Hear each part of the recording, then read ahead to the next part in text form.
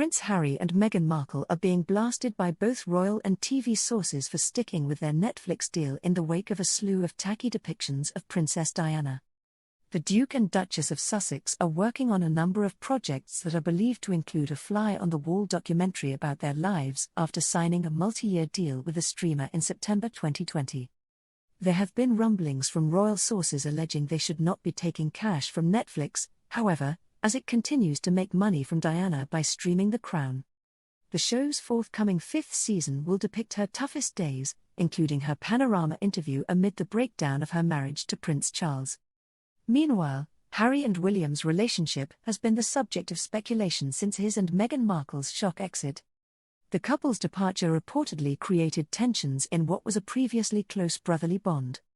Harry and William are understood to have not seen each other since July last year, when they unveiled a statue in tribute to their mother, Diana, Princess of Wales. She tragically died in a car crash when William was 15 and Harry just 12. Diana's marriage to Prince Charles suffered due to incompatibility and extramarital affairs, and they divorced the year before she died. According to Tina Brown, author of The Palace Papers, Harry and William were collateral damage in the breakdown of their parents' marriage.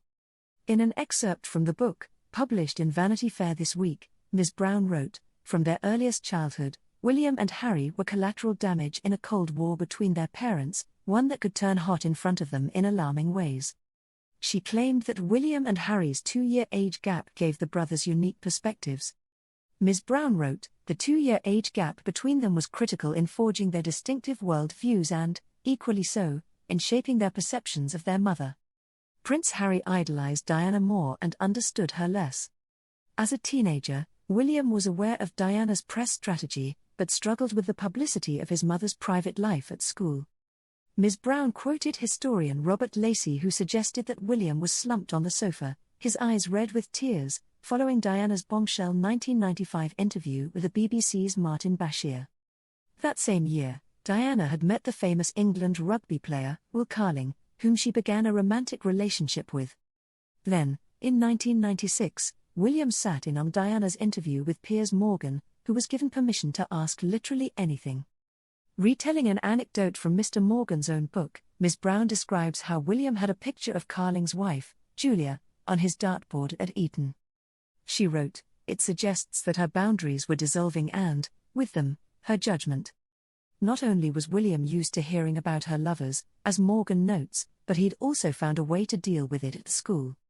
Tacking Julia Carling's image onto a dartboard was a gesture of loyalty to his mother that also announced he knew exactly what the other boys were whispering about. William was privy to Diana's volatile love life, and by his early teens, the Duke was his mother's most trusted confidant. At this point, Harry was 11 years old and did not have the same understanding of his mother's private life. Their differing perspectives echoes the differences in their recent words about Diana. In May 2021, Harry told his Apple TV series The Me You Can't See that he strongly identified with his mother.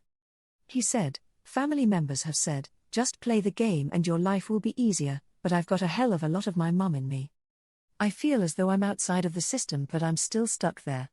The only way to free yourself and break out is to tell the truth."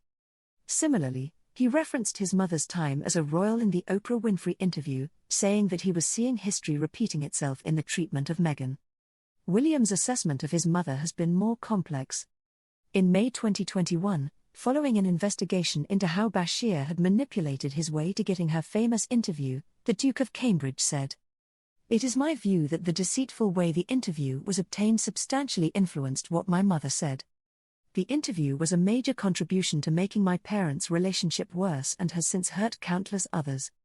It brings indescribable sadness to know that the BBC's failures contributed significantly to her fear, paranoia and isolation that I remember from those final years with her."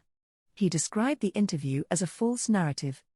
Since Harry left the firm for a life in the US, the two brothers have lived very different lives. Perhaps their perspectives of their mother's final years played a role in their contrasting life decisions. Ms. Brown wrote, "Her, Diana, sons express their lasting contempt for the press in different ways, William with a grim, steely obsession with control. Harry with tortured, vocal, frequently ill-judged condemnation, a never-ending flurry of lawsuits, and, finally, a burn-it-all-down gesture that his mother, who, despite her yearning to be free, held tight to her diadem, might have well understood.